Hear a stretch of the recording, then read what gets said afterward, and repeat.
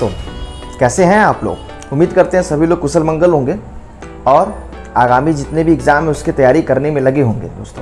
दोस्तों सीटेट का, जैसा कि हमें आपके सामने सीटेट में जो भी ईवीएस का पोर्शन है वो अभी हम आपके सामने कई क्लास रख चुके हैं। उसी क्लास के क्रम में हम आज आपके सामने एक नए क्लास के साथ उपस्थित हुए हैं सीटेट में ईवीएस का। और आप सभी के प्यार के लिए मैं सदा आभारी रहूँगा और आप इसी तरीके से अपना स्नेह बनाए रखिएगा। और आइए स्टार्ट करते हैं दोस्तों एनसीईआरटी के प्राइमरी के क्लास में एक चैप्टर है जिसका नाम है मिलकर खाएं। इस मिलकर खाएं चैप्टर से हम इम्पॉर्टेंट टर्म उठाए हैं, ये बिहू और उरुका। क्या है दोस्तों, आइए स्टार्ट करते हैं। बिहू का त्यौहार, बिहू एक त्यौहार है दोस्तों। बिहू का त्यौहार असम राज्य में मनाया जाता है। क्यों मनाया जाता है दोस्तों? यह त्यौहार चावल की नई फसल कटने के उपलक्ष्य में मनाई जाती है। असम में दोस्तों ना, जब चावल की फसलें, नई फसलें जब कटने लगती है, जब कटने को आती हैं, तो हम देखते हैं कि वहाँ के लोग बिहू का त्यौहार मनाते हैं। तो क्वेश्चन ये पूछता है कि बिहू का त्यौहार किस राज्य से संबंधित है? तो असम राज्य से संबंधित है। तो आपको पता है कि बिहू का त्यौहार असम राज्य में मनाया जाता है, ये कंफर्म हो गया। और क्यों मनाया जाता है दोस्तों? क्योंकि जब चावल की नई फसलें आती हैं तो उसके उपलक्ष्य में वहाँ के लोग बिहू का त्यौहार मनाते हैं। अब उरुका क्या है दोस्तों? बिहू से पिछले दिन, जैसे अब कल बिहू मनाना है, हमें सपोज करिए अब कल बिहू मनाना है, तो उसके एक दिन पहले बिहू से पिछले दिन के शाम को कहते हैं क्या? उरुका। ये एनसीईआरटी में दिया हुआ है, इसीलिए हमें इंपॉर्टेंट जो लग रहा था वो आपके सामने रखे हुए हैं। और बिहू से संबंधित क्वेश्चन तो आपके सीटेट के एग्जाम में आप उठा करके देखेंगे तो पूछे भी गए हैं। तो उरुका क्या है? बिहू से पिछले दिन के शाम को क्या कहते हैं? उरुका कहते हैं। जैसे कल बिहू है तो आज अगर शाम की अगर बात करें तो उसको उरुका कहते हैं। उरुका में क्या कहते हैं? इसमें गांव के लोग एक साथ मिल करके खाना खाते हैं। कितना अच्छा माहौल होता है कि एक साथ मिल करके लोग खाना खाते हैं और बिहू के त्यौहार का प्लानिंग करते हैं साथ। उरुका के समय ही बिहू के त्यौहार, उरुका मतलब जैसे अब कल बिहू है, कल बिहू का त्यौहार सेलिब्रेट करना है, तो ये तो कंफर्म हो गया। आज शाम को जो मिल करके खाना खाएंगे लोग, गांव के लोग, उसको बोलते हैं उरुका।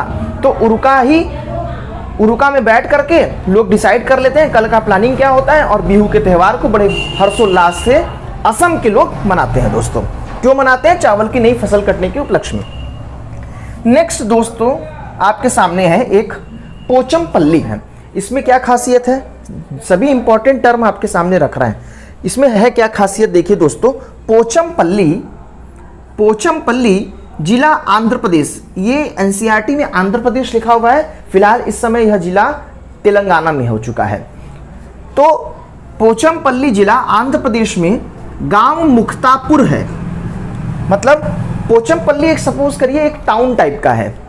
वहां पर तेलंगाना में एक टाउन है और उसमें एक गांव है, मुक्तापुर है। इस गांव में ज्यादातर परिवार क्या है? बुनकर हैं, बुनाई का कार्य करते हैं। और बुनाई का कार्य करने के कारण इसलिए इस बुनाई को क्या कहा गया है दोस्तों? पोचमपल्ली नाम से पहचाना जाता है। पोचमपल्ली की साड़ी दोस्तों बहुत ज्यादा फेमस है दोस्तों। क्यों? क्योंकि पोचमपल्ली बड़ा सुंदर ढंग से बुनाई करते हैं यहाँ के लोग, और बुन करके, अपने हाथों से बुन करके इस साड़ी का निर्माण करते हैं, इस साड़ी को बनाते हैं। इस साड़ी को बनाने में बड़ा मेहनत भी लगता है। तो पोचमपल्ली गांव का नाम होने के कारण, पोचमपल्ली उस टाउन का नाम होने के कारण वहाँ के ज़्यादातर लोग क्या थे? बुनकर हैं। और बुन करके जो साड़ी का बनाया करते थे, साड़ी को बनाते थे, उसका नाम ही पोचमपल्ली पड़ गया। बड़ा ही फेमस साड़ी है। और इसी तरीके से जैसे मधुबनी की पेंटिंग फेमस है कि नहीं दोस्तों, उसी तरीके से जैसे कश्मीर की कढ़ाई और कुल्लू मनाली की साल और असम की जो सिल्क है, उसी तरीके से पोचमपल्ली की बुनाई या पोचमपल्ली की साड़ी भी फेमस है दोस्तों। अब पोचमपल्ली है कहाँ? पोचमपल्ली आपके आंध्र प्रदेश में है। फिलहाल इस समय तेलंगाना में है, लेकिन आंध्र प्रदेश में भी आपको दिया जाएगा तो आंध्र प्रदेश लगा दीजिएगा, क्योंकि एनसीईआरटी में आंध्र प्रदेश दिया ही हुआ है, अभी भी आंध्र प्रदेश ही दिया हुआ है। नेक्स्ट है दोस्तों अबू धाबी। दूर देश की बात, ये एक चैप्टर है, उससे उठाया गया ये इंपॉर्टेंट टर्म को। आप प्रीवियस ईयर के पेपर को उठाएंगे ना तो दोस्तों आपको समझ में आ जाएगा कि क्या महत्वपूर्ण है कि नहीं है।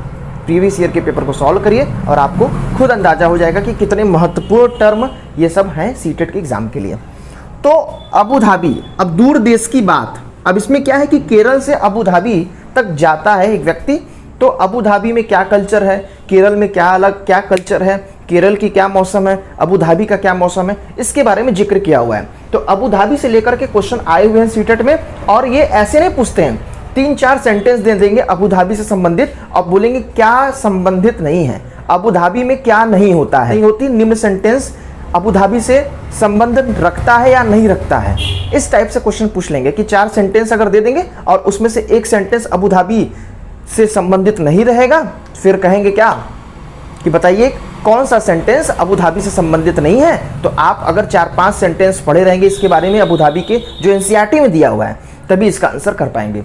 अबू धाबी और उसके आसपास के जो देश हैं वो रेगिस्तान के इलाके में है।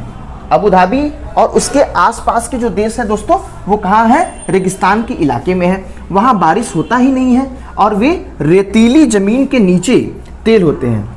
रेगिस्तान इलाके हैं, वहाँ बारिश नहीं होती है और वहाँ रेतीली ज़मीन है। ज़मीन कैसी है दोस्तों, रेतीली ज़मीन है और उस ज़मीन के नीचे तेल बहुत होते हैं और इसलिए पेट्रोल वहाँ आसानी से मिल जाता है। कहाँ पर, अबू धाबी में पेट्रोल आसानी से मिल जाता है और पानी से भी सस्ता। ये देखिए हमने बताया कि ये लिखा हुआ है टर्म एनसीईआरटी के बुक में कि पानी से भी सस्ता क्या मिलता है, पेट्रोल मिल जाता है वहाँ पर, बड़े आराम से सस्ता मिल जाता है। क्यों, क्योंकि जो रेतीली ज़मीन होती है वहाँ पर उसके नीचे तेल ही तेल पाए जाते हैं, बारिश होता नहीं है और पूरा का पूरा जो भी ये देश है अबू धाबी, आप जान रहे हैं ये पूरा रेत पर बसा हुआ देश है।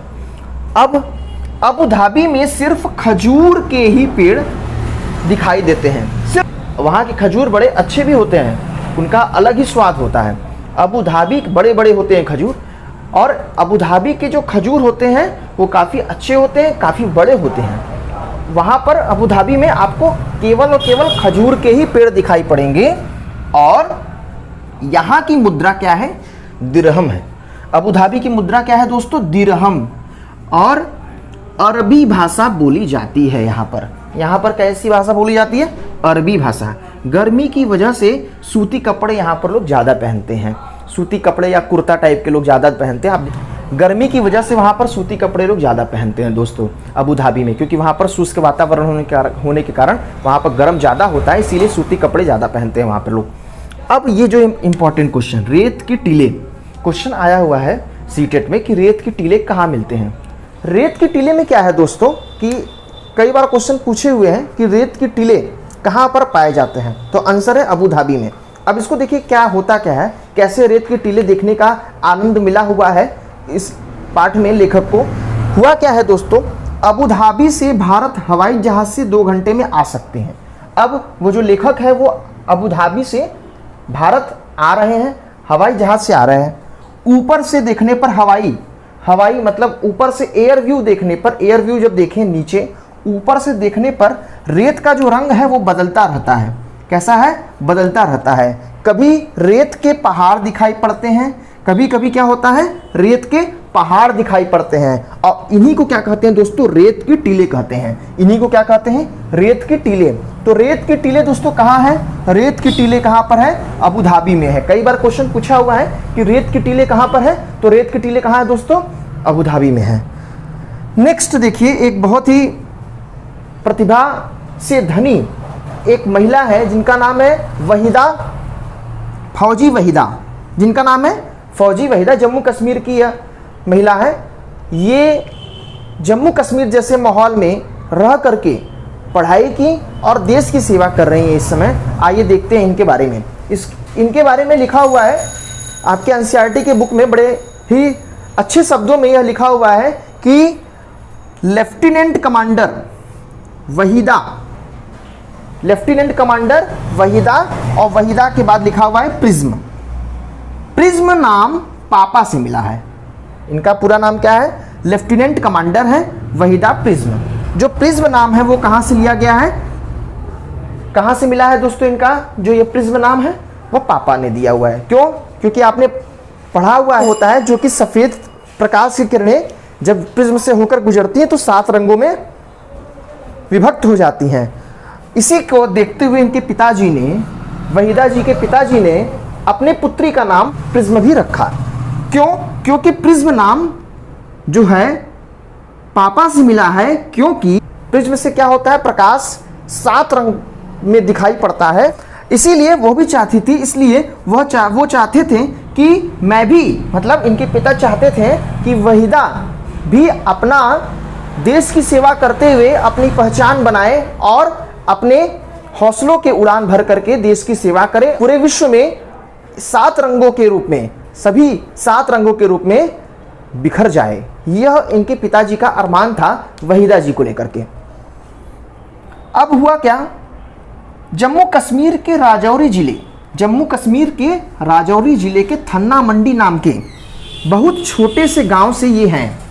जम्मू कश्मीर के राजौरी जिले के थन्ना मंडी नाम के बहुत छोटे से गांव के हैं। वहीदा जी को इस चैप्टर में ले आने का एकमात्र यही उद्देश्य था कि जम्मू कश्मीर के जैसे माहौल में वहीदा जी ने लेफ्टिनेंट कमांडर बनकर के यह प्रूफ कर दिया है, यह साबित कर दिया है कि किसी क्षेत्र, किसी धर्म, किसी भाषा का मोहताज नहीं होता है। योग्यता है तो आप कहीं भी छोटे से गांव के रहेंगे, आपको उभरना ही पड़ेगा और आपको देश के कल्याण में अपना योगदान देना ही पड़ेगा। इसलिए ये वहीदा जी का हम जीवन परिचय पढ़ रहे हैं। और क्या है दोस्तों इनके बारे में, इनकी 3 बहनें हैं वहीदा जी की, सभी जम्मू कश्मीर पुलिस में सेवारत हैं। जम्मू कश्मीर पुलिस में अपनी सेवा दे रही हैं, लेफ्टिनेंट कमांडर के पद पर इस समय कार्यरत हैं। तो दोस्तों आपने देखा कि किस प्रकार से वहीदा जी का जो प्रिज्म नाम है उनके पिताजी से क्यों मिला है। उसका रीजन यही है कि प्रिज्म किरणों को 7 रंगों में विभाजित कर देता है। इस प्रकार ये पूरे संसार को अपने रंगों में बिखेर देना चाहती हैं। ये अपनी क्वालिटी है, अपना गुण है, वहीदा जी पूरे संसार में 7 रंगों के रूप में बिखेर देना चाहती हैं।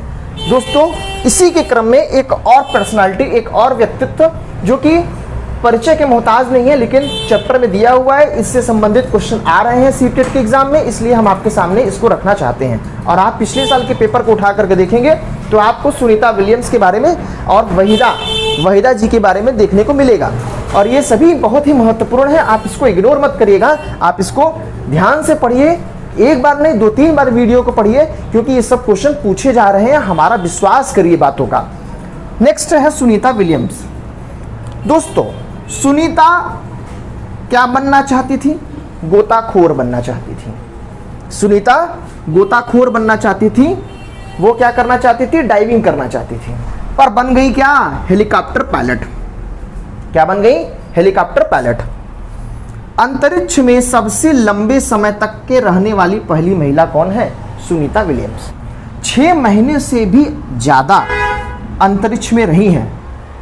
कम से कम आधा साल तो ये अंतरिक्ष में ही गुजार दी हैं सुनीता विलियम जी। अंतरिक्ष में स्पेस शिप से गई थी। स्पेस शिप क्या होता है दोस्तों? अंतरिक्ष में ले जाने का एक साधन होता है स्पेस शिप। स्पेस शिप से गई थी। ये पृथ्वी से 360 किलोमीटर दूर स्पेस से गई थी दोस्तों।